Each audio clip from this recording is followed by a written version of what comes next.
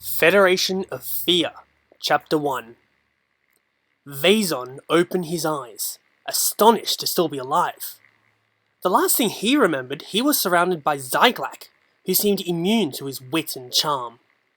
Then there was a flash, the sensation of being grabbed by someone far stronger than he, a weird sensation of travel, and darkness.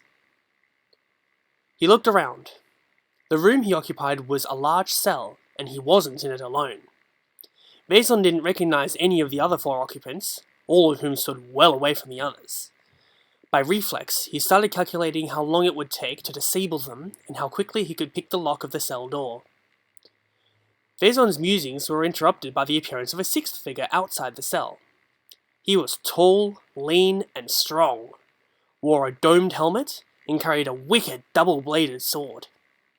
The newcomer looked over the five prisoners as if they were cargo hauling mussel crabs up for auction.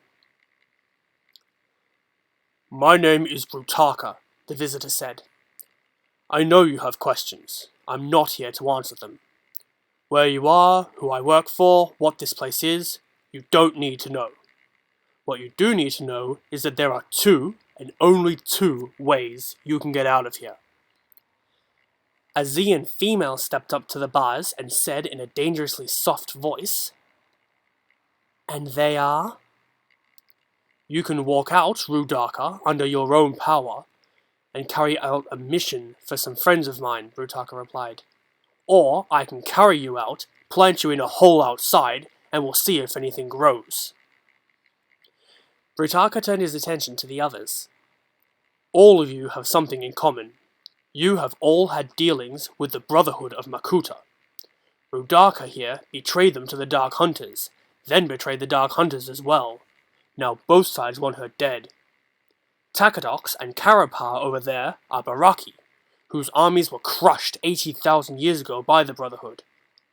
The Makuta in the corner is Spiriar, who fouled up an experiment on the island of Zakaz so badly that his own people marked him for death." Vaison timidly raised a hand. "Excuse me, oh brutal blade-wielding lover of gardening. I have never met any Makuta face to mask, and wouldn't know one if you stepped on me and ground me into the dirt. I think maybe you wanted someone else. I'm Vaison with an N, you see, not Vezok with a K." The crab-like Karapar loped over, picked up Vaison by the neck, and bounced him off the back wall. "You talk too much," the Baraki growled. "Oh yes," Brutaka muttered, shaking his head. "This is going to work out just fine." To be continued.